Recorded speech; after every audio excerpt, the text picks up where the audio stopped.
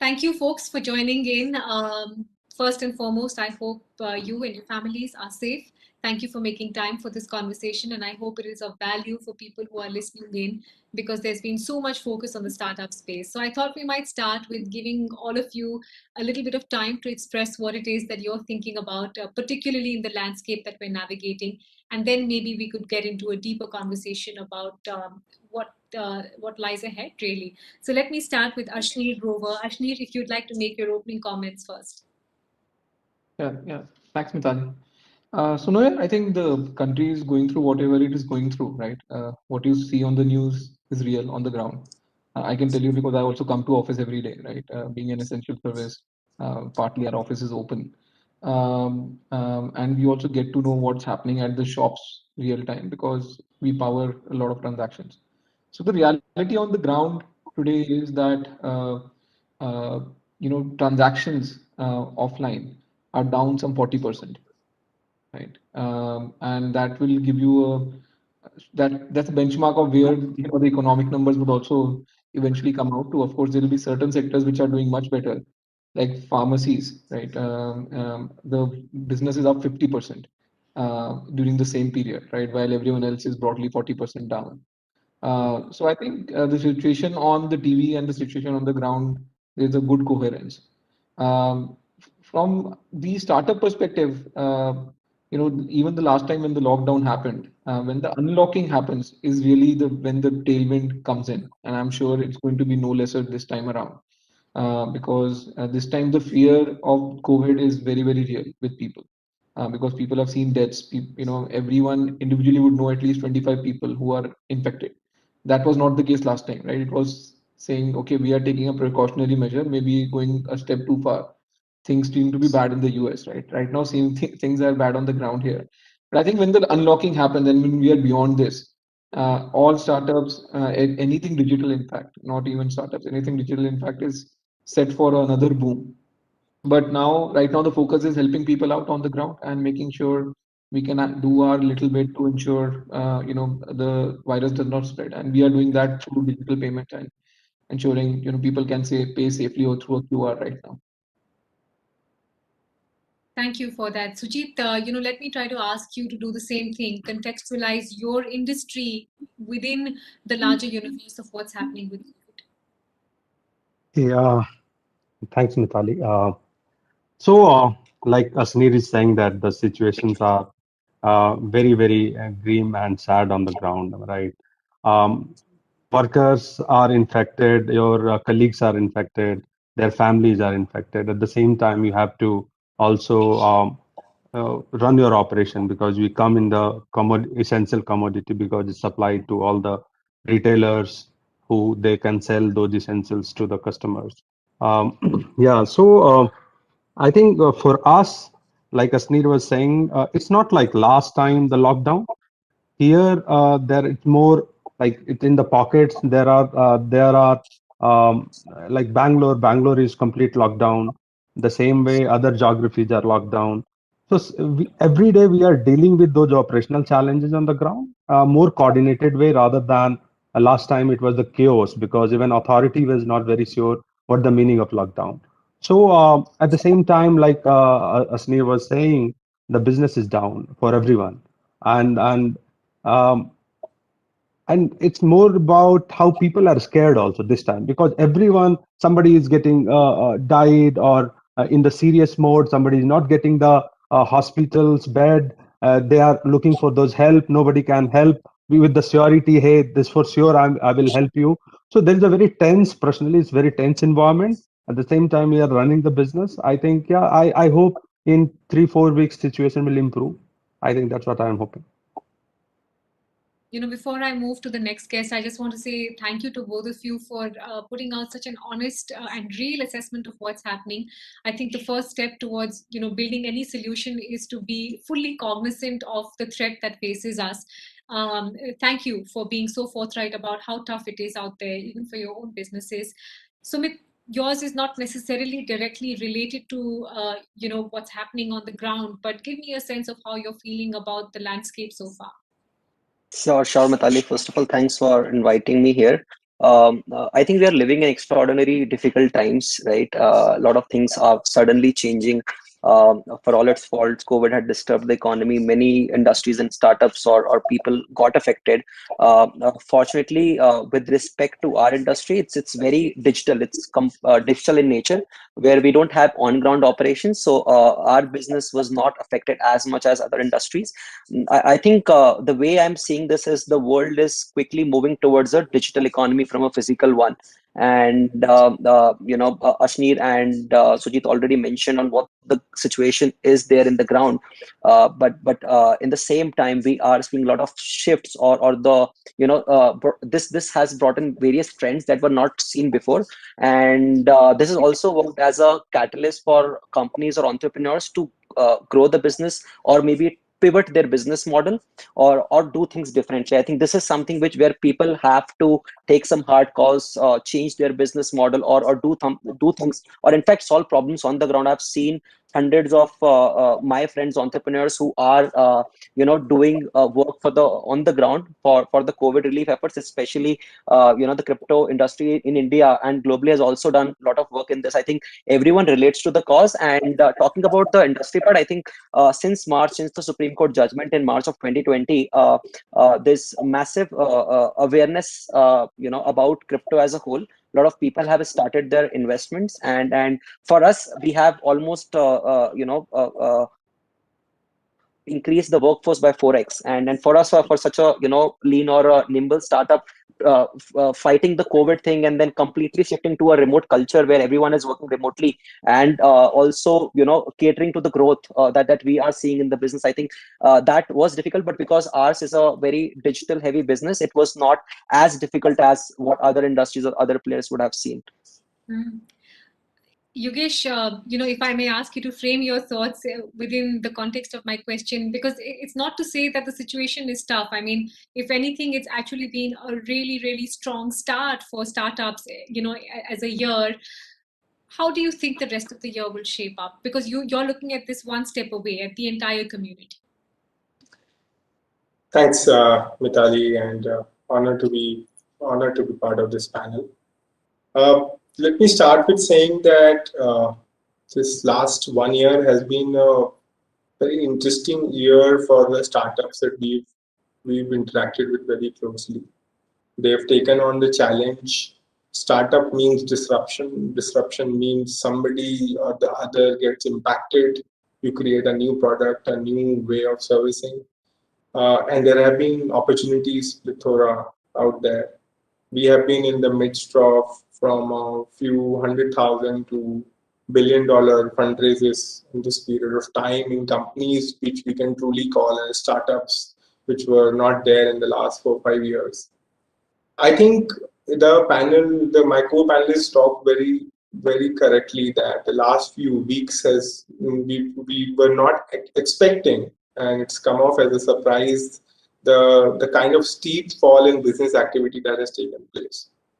But I do view the longer term slightly differently, and I'm assuming that my co-panelists would agree with that, is that I do see a lot of pent-up demand. I do see companies being better prepared than the last set of lockdowns. I do see there being greater demand. I do see there being greater focus on digitization all around, right? And therefore, I do see that industry will, once vaccination kicks in, and once enough number of people have gone through this mess. I'm personally going through this at this point of time, but I do feel that over a very short course of time, maybe in the next 2-3 months, we would have addressed this particular steep fall in business activity in a much better way than how we encountered it in 2020. I think the industry overall is in a very good shape. Investors are really keen. Many of our investor clients tell us that they probably see India as the #1 opportunity out there. And our startup space, with the facility, with some interventions by the government, some good, some not so good. The ban on Chinese investment directly hit the heart of various fundraisers.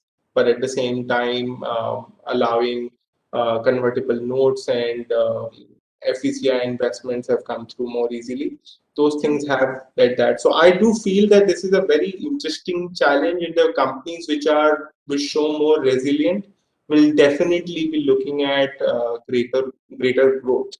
And by the end of this year, the only debate we'll really be having is whether it should be growth or whether it should be profitability backing down to real economics. So I would leave it at that. Thank you for that. I'm sorry for what you're struggling with at home, Yogesh. I can tell you with personal experience, it's just takes a lot of patience, a whole lot of patience.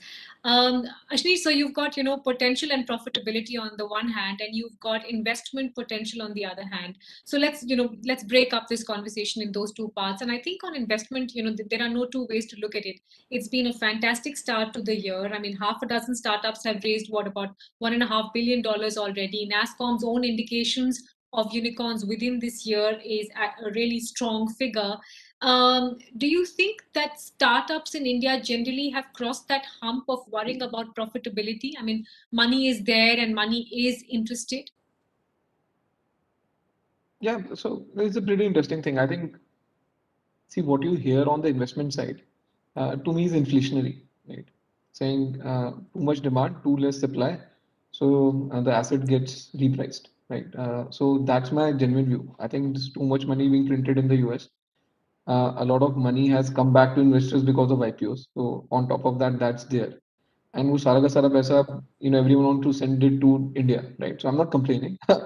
In all probability, I'm a beneficiary, like a few other co-panelists here.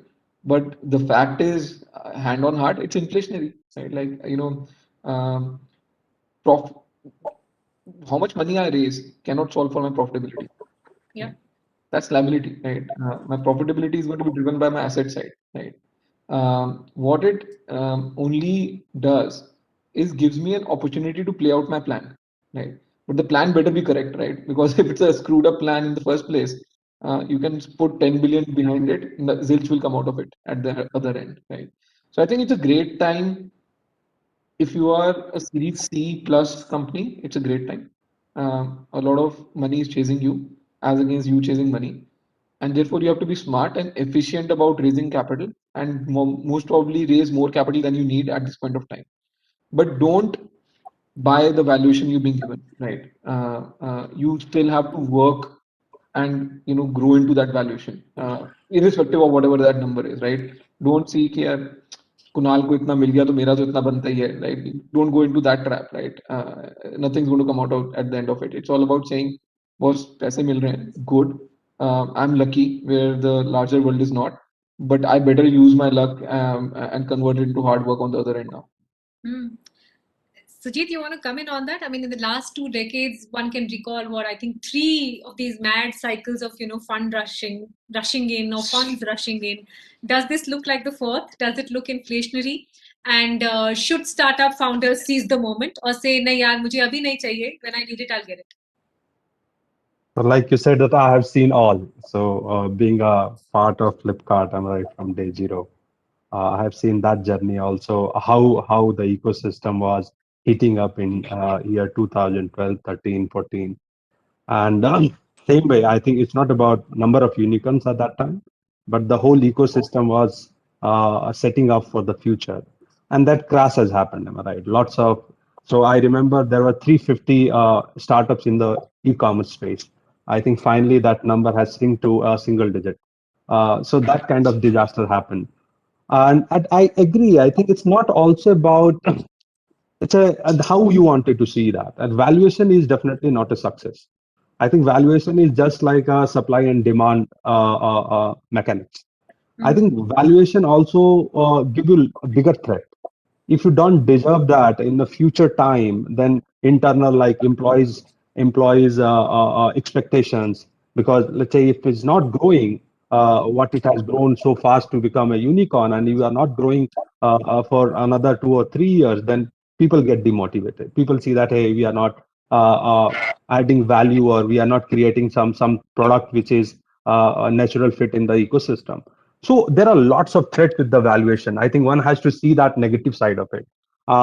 I think true valuations are how big your opportunity is and how much you need an investment to build those capability.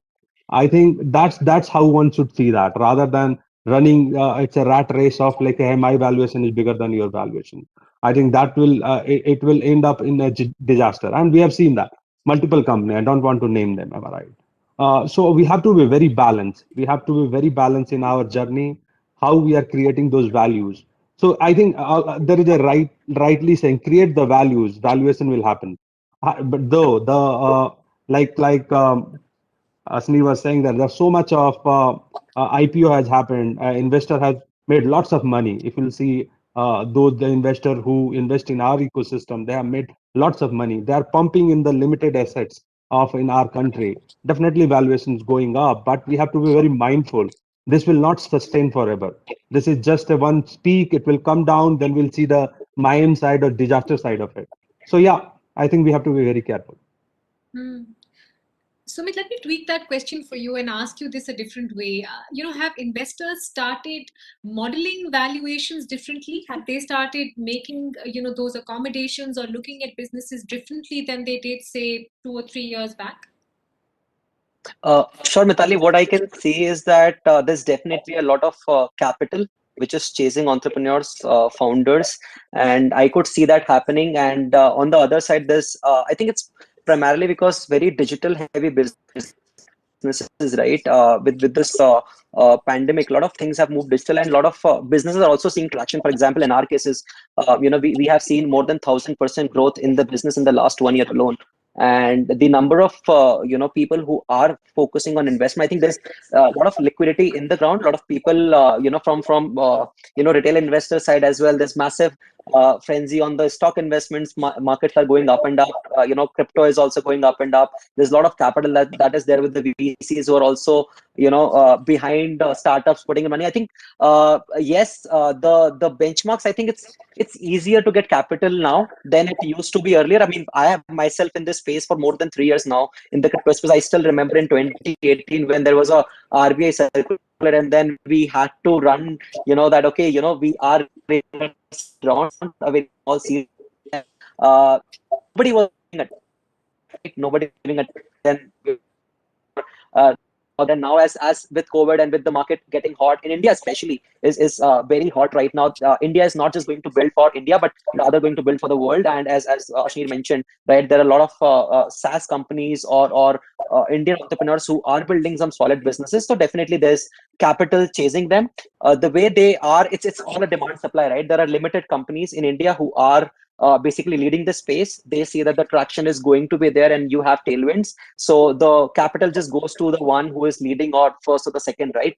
So that definitely Series B, Series C funded startups who are profitable. Fortunately, we are a profitable business. We got profitable in the 7th month of operation. So we don't have to necessarily raise capital. But I can tell you from the fact that a lot of investors who were not even willing to talk or discuss with all of this all of this change in behavior with this pandemic and the way startups, some of the businesses have grown significantly, some of the businesses are struggling depending upon the nature in the industry they are in. But definitely I can see that the approach, there's been some leniency, right? And it's easy to get capital primarily because there's so much capital available outside, and most of that capital is coming into India, right? And because and India is going to, I personally feel that India is going is going to give lot of big businesses in the next 5 years. It's going to be the Indian startup ecosystem is evolving, and it's going to be much larger than what we have seen in the last 5 years. Mm. But Sumit, people actually put out comparisons saying, not enough has come into India. I mean, when you look at the India figures, it is a pale sort of fraction of what you're looking at in terms of the money coming into the US, for example, $143 billion there, China, $83 billion. Yogesh, are you getting that sense that people are sort of clamoring at the door to come in and get some kind of foot into the door with the Indian startup ecosystem? And secondly, is this about quality now? Because some of these investors point out that first you picked one, but now you can choose between 9 or 10 very, very quality ideas. You'll need to unmute yourself, please. Yeah, am I audible now? Yes. Okay, sorry. So, see, I can only speak from the limited experience we have seen, and what we have seen is that there are too many investors chasing quality assets, and quality assets may be defined by the pace of growth or the kind of investors who are sitting there, or sometimes the quality of the founders, and many times a combination of all three. But what we've seen is clearly in the last 6 7 months that uh, large cap tables, which are already sitting with 5 or 6 big names, find it so much more easier to double up and make it a 12, 15 investor cap table. Um, so there is a clear sense of urgency with which people want to get onto those cap tables. There's a massive FOMO, I think, in many of those situations as well. That being said, I totally agree with Ashni on the point that and Sujit, that the founders really need to determine what kind of capital they really need. But in practice, we have very rarely seen anybody turning money away. There is just too much growth opportunity. It's very difficult for a founder to actually turn away money saying, I don't need more. Yes, there have been instances, but those have been far and few. Most of the times, you would find some or the other positive way of looking at growth and finding some new avenue or expansion, and take up the money that is on offer. So I don't know to what extent it is true that people could turn away. But yes, I would definitely like as a concept that founders do know exactly what they want, how much do they want, and where do they want from. That's the other part where I think our real startup segment is really maturing. We are genuinely seeing that it's no longer a question of let's make 10 investments, 7 or 8 of them will fail, one of them will ride us through, and we would have made money on everything. Uh, People are looking at genuine partnerships, networking, some leap of faith. They know there will be no security. Founders are not being pushed so hard for put options and those kind of arrangements, because people realize people have come. There is a there is a certain sign of maturity in terms of those kind of fundraisers.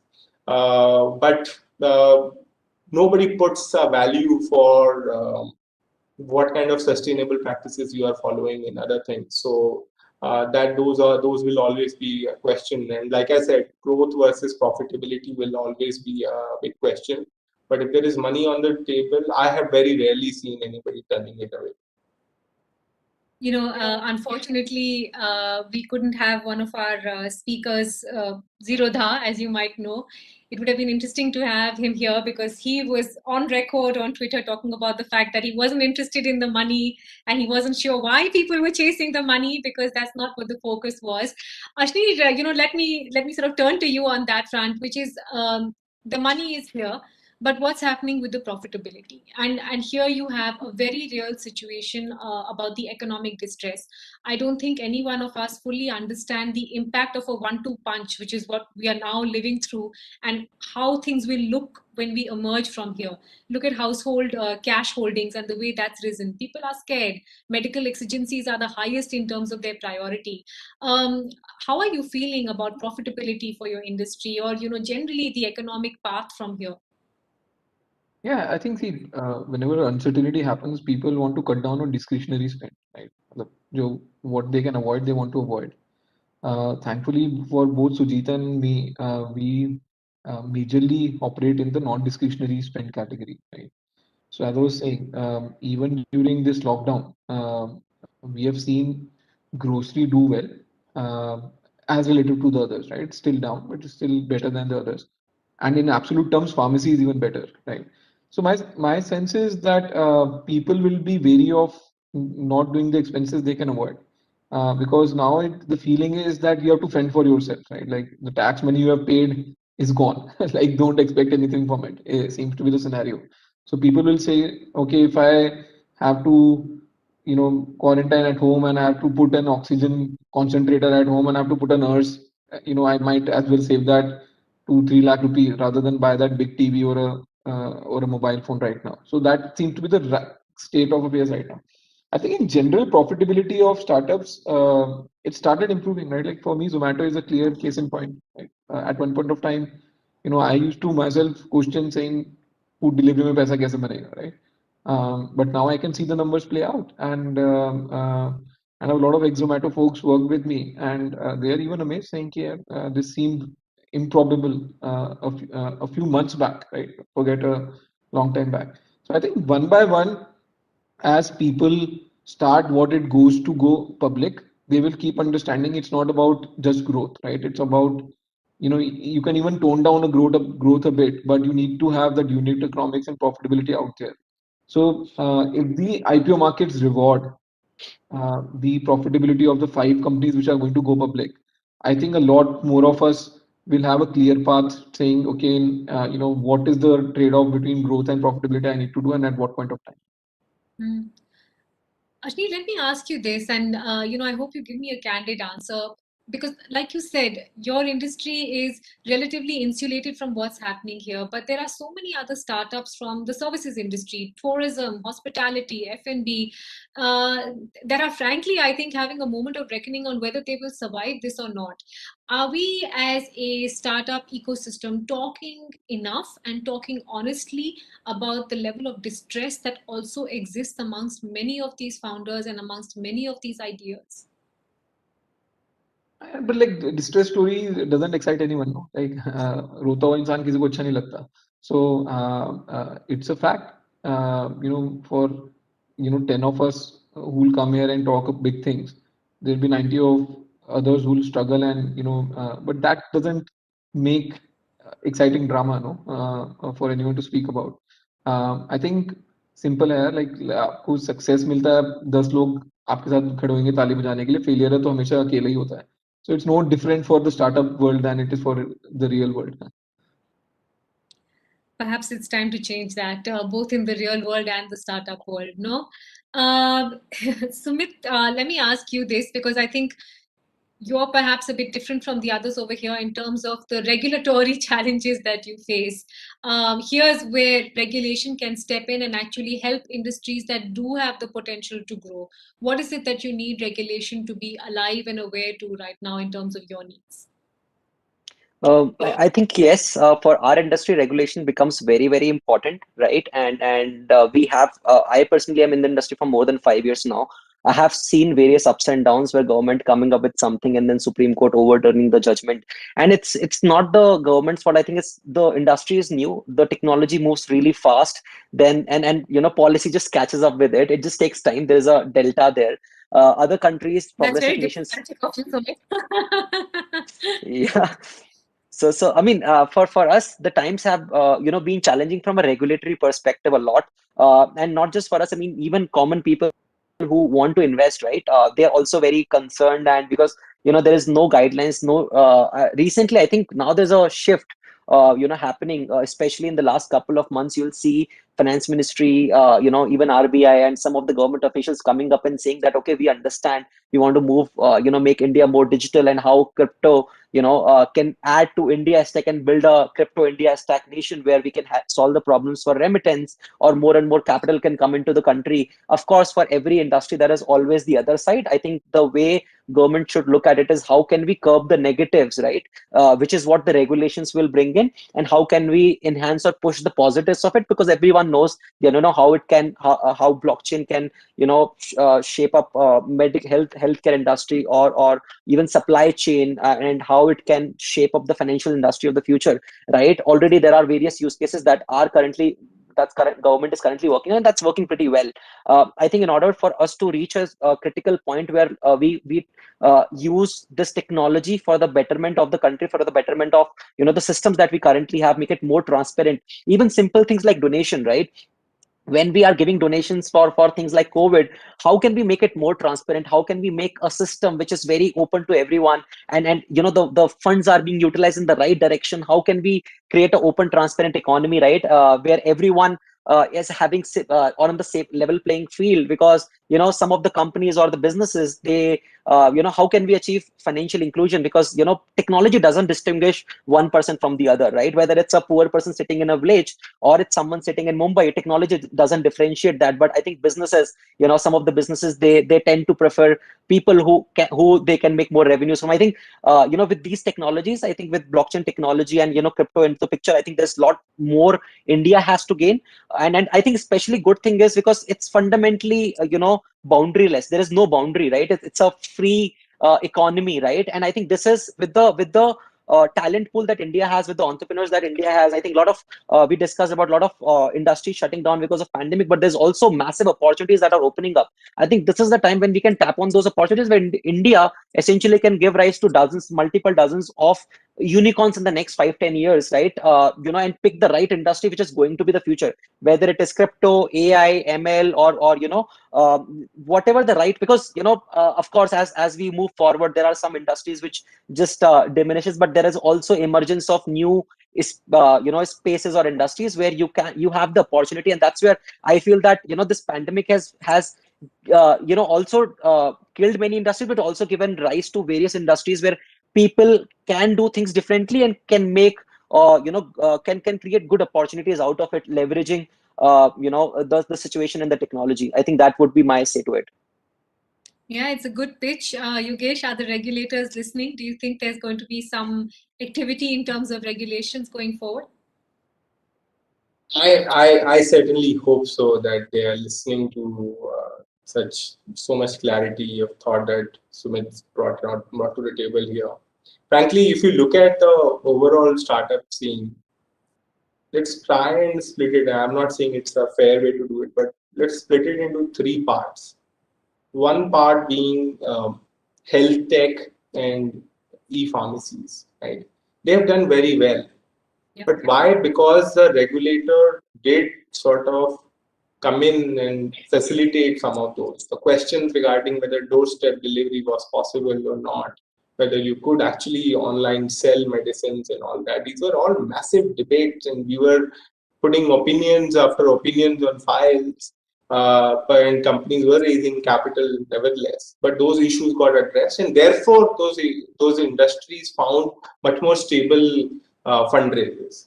Second being e-commerce, maybe offline retail, fintech, right? Again, there has been perpetual lack of clarity about this, but because the overall system was clear under the RBI regulations, those industries have really done well. We have some really solid companies in this particular space, in fintech and payments, which are doing phenomenally well and actually augmenting the government's objective of digitization and inclusive growth.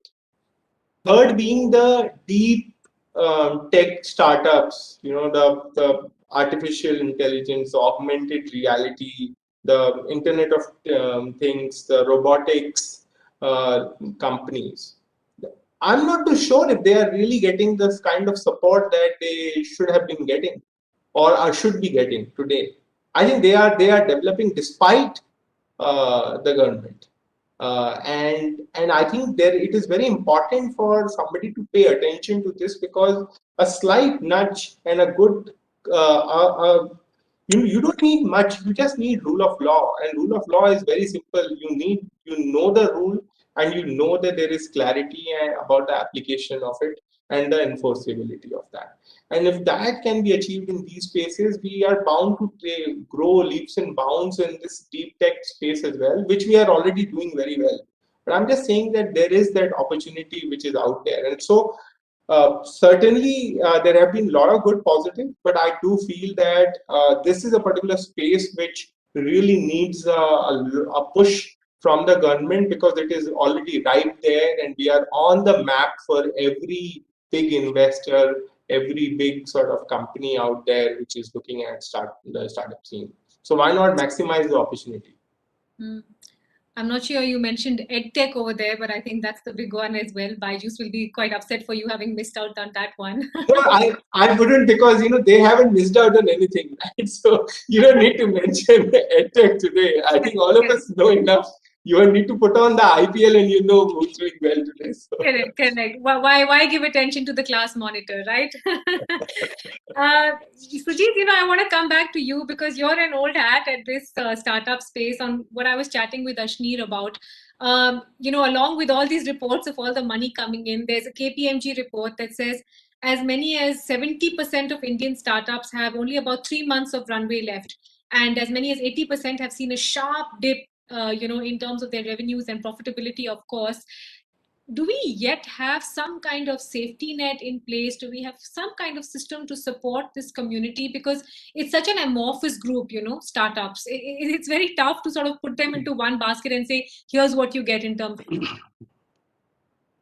No, Mitali, I think you have rightly pointed it out. Like people see that one success story, but there are hundreds of it which are struggling day in, day out. Am I right? And look, at the same time, if you go by data, overall, let's say angel funding environment has grown massively in last 2 3 years. If you'll see the structured Series A funds have entered into this market, Series B funds.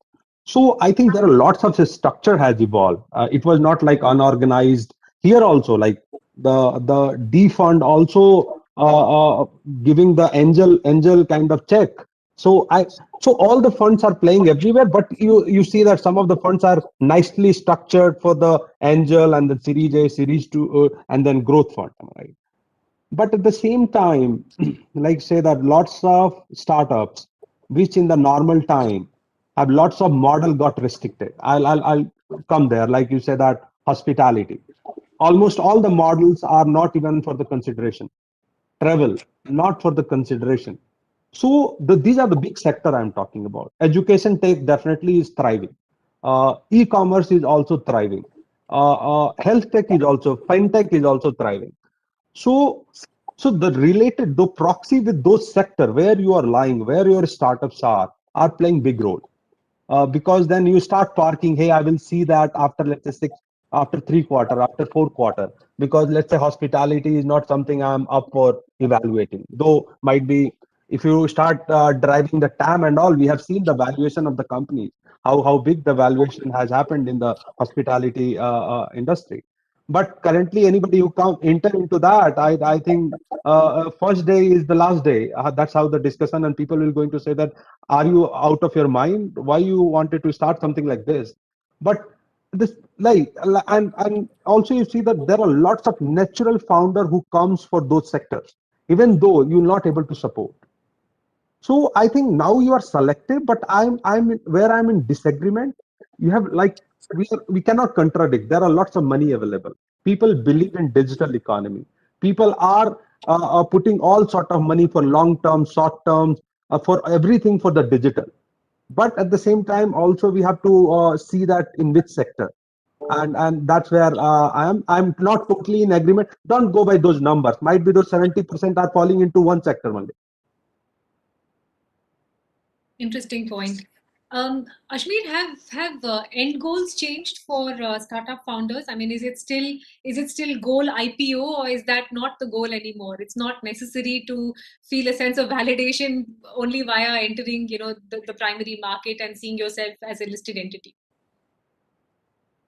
Yeah, no, I think like for me personally, the goal is saying, are you in business in 20 years from now, right? As private, public, what equity holding you do, it all those things will evolve, right? It's a function of capital markets out there.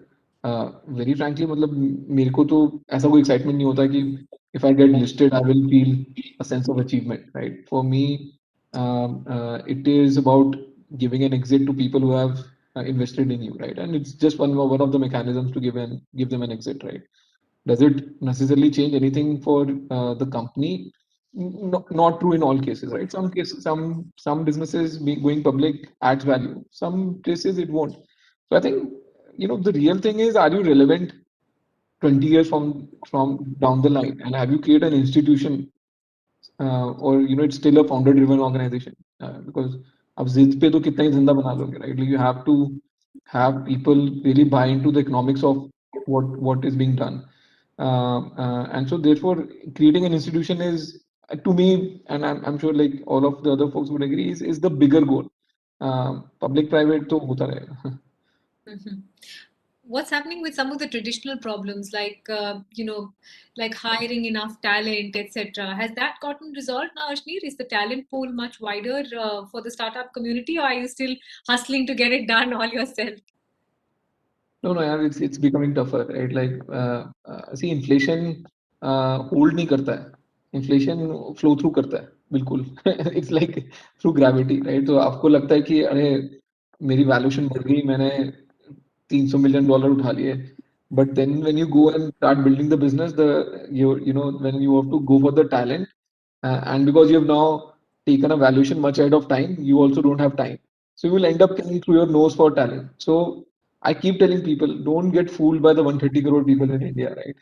जब काम करने पे आएगा, you are as small as Australia, and it's true.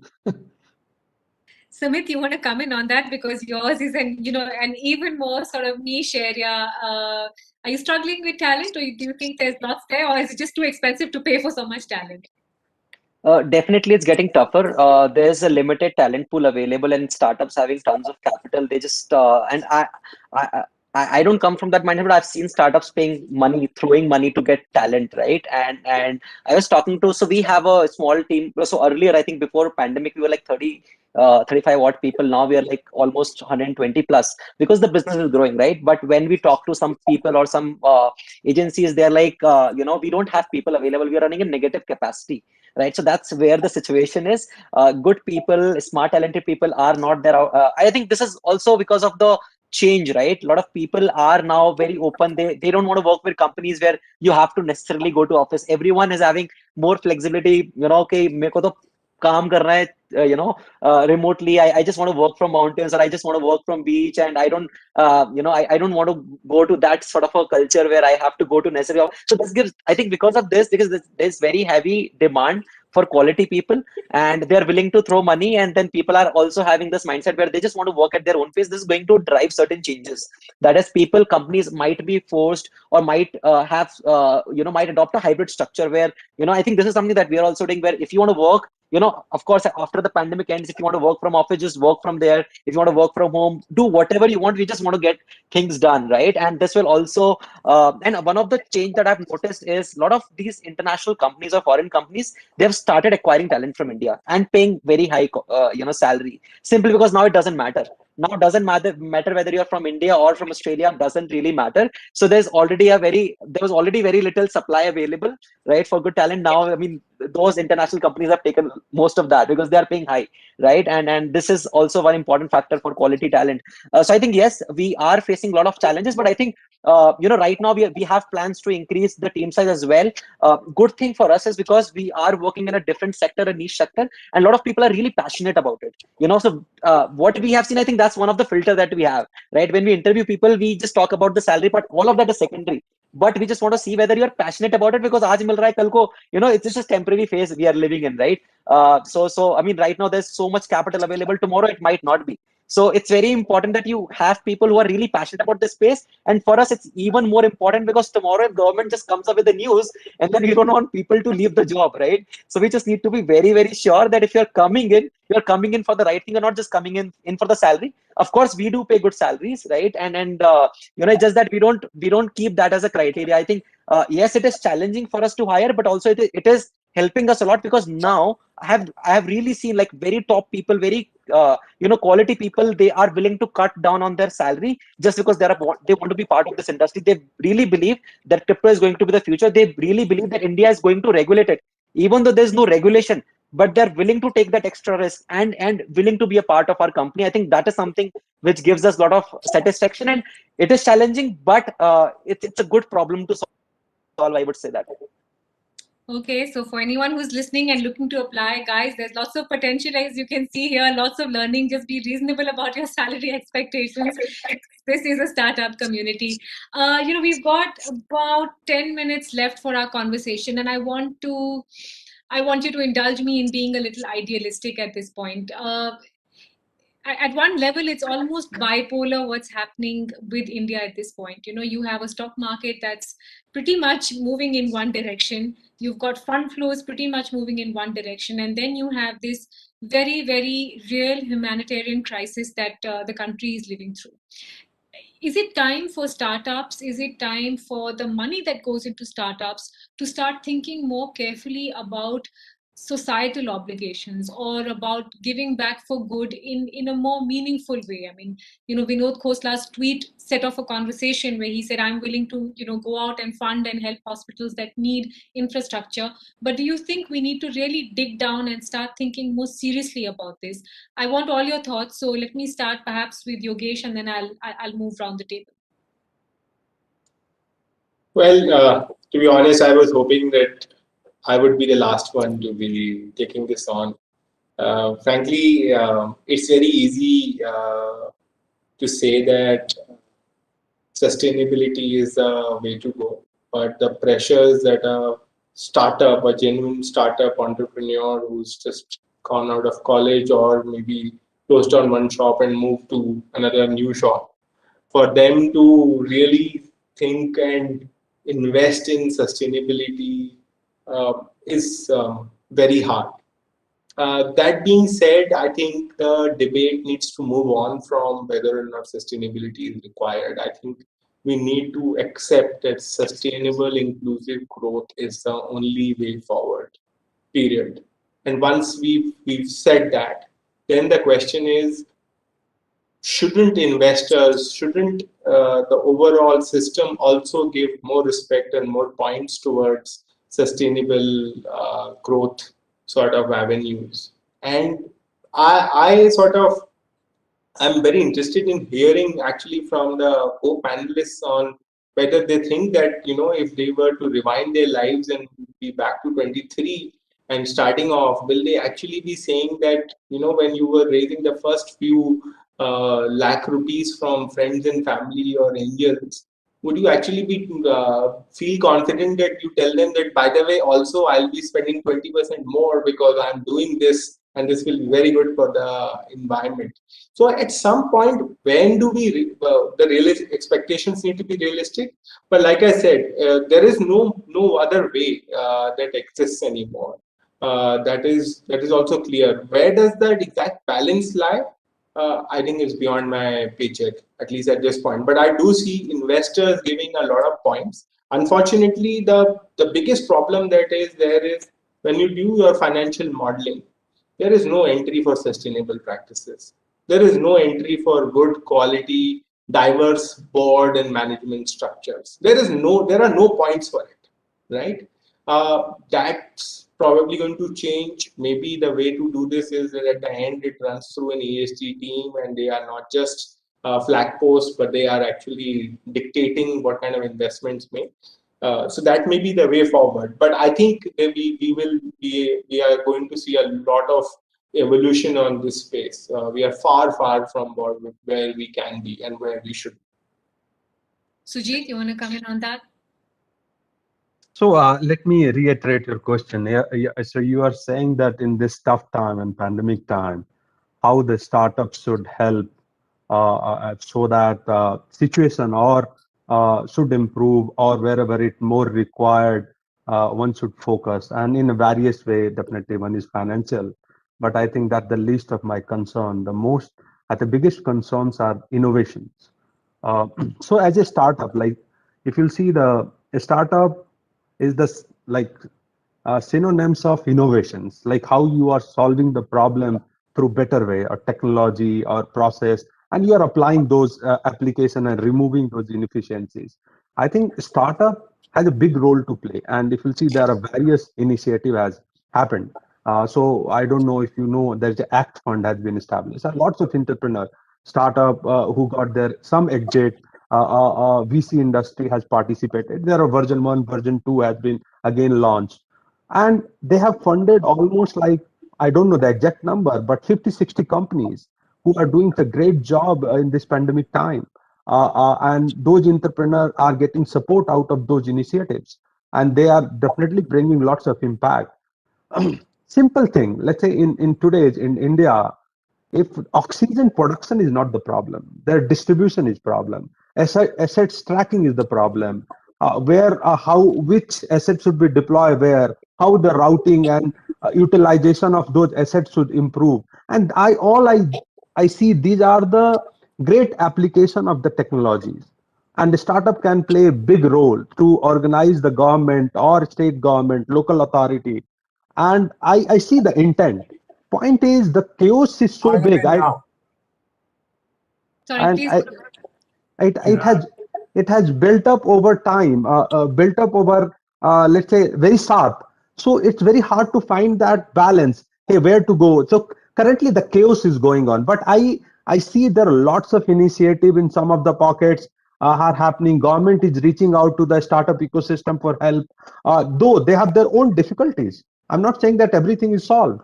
The data problem, how the capacity to map, where the what are those critical facilities, criticality of let's say patient, where they should go, all those things.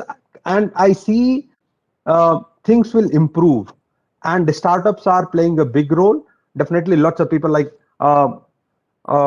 founders who has contributed from money, but more importantly from their bandwidth, and personally they are devoting a lot. I know in the Bangalore ecosystem, almost all of us are involved directly, indirectly with various initiative by government, by own community to solve the problem. And not only just a hospital oxygen, right? How to smoothen the delivery for the essentials, how to smoothen the let's say transportation, things like that. So I'm seeing lots of it, but it's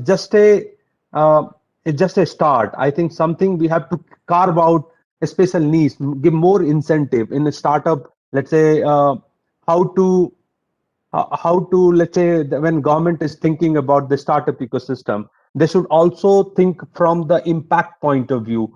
Some of the fund or some of the initiative which create impact in society, and I think those should be somehow should be incentivized better. I think that's definitely are the gaps, and I'm very sure government will do it. Yeah, no, and I'm glad to hear that Bangalore is doing so much. You guys are the nodal point of the central nervous system of the startup universe. So what you do today, hopefully the rest of the country will do tomorrow. Ashneer, come in on that. I saw you nodding to a lot of what you heard. Where do you think the best fit is for startups? Yeah, I have a very different view on this. मेरे को लगता है India में ना इंसान को अपना काम छोड़ के सब कुछ करना पड़ता है, right?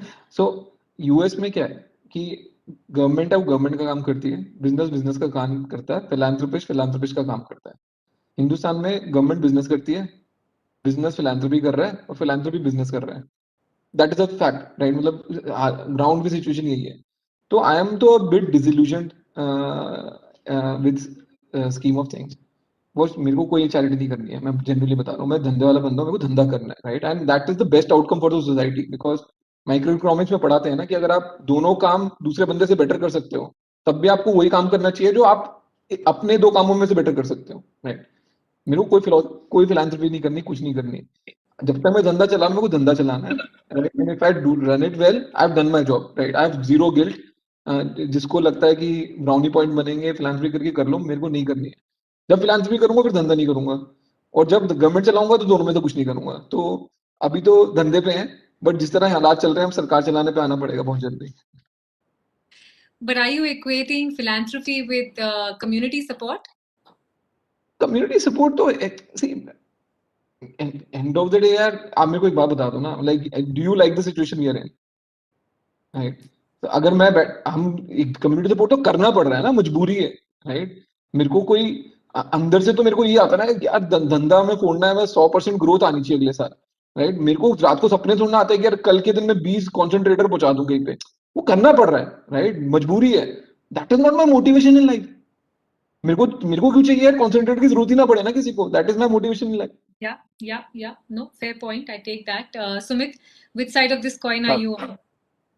I would say that, right now we are definitely in a very difficult phase, and startups, Mithali, you mentioned correctly, startups have a role to play in this, right?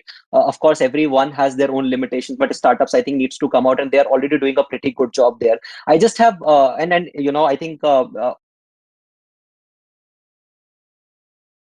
opportunity, and I feel that entrepreneurs are basically problem solvers, right? And you have got these problems, right? You have a lot of this capital, and this is the situation where we are, and it's practical, right?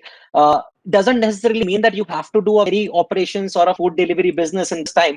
How about doing a startup where the world needs your help, and there is, if you are doing something which is solving, and you can, of course, I mean, you can, I can take a hybrid approach where you can make a business out of it, but at least this business or whatever you are doing is essentially also helping the nation. There is capital available, there is entrepreneurs available who are currently either jobless, and the world and the India is in a problem, right? So if you can combine these three things, right, where entrepreneurs solving the right problems in the right market where there's a lot of capital available, I think we'll not have problems, and we'll not complain about because of COVID situations have businesses are shutting down. I think we would see where these problems which the current country is currently facing, and there's tons of capital out there, investors out there who are willing to help them out. We have seen that already. So I think we should see this as an area of opportunity where entrepreneurs are coming up and solving problems, whether it is problems of supply chain, or building an app, or doing something where it helps the nation, and also they can indirectly create a business out of it. And it's not something, we know that the world is moving to a digital economy, right? And I think whatever they are doing right now is not going to be just there for this phase. I think the core problems they are solving is going to be there, right? And I think this is a good opportunity that people or entrepreneurs should look at and try to tap onto that, so that they are able to give back to the society as well as create a good business. I'll take a hybrid approach here. Okay, so we have an optimist, we have a realist, and we have a diplomat. We also have a lawyer, of course. Gentlemen, thank you very much. Cracker of a conversation. I hope to see you in better times. I hope Dhanda carries on well. And I hope we talk about things which are far less depressing than we do at this point. My thanks to all my guests for joining in today. Thank you, guys. Thank you. Thank you. Thank you. Thank you.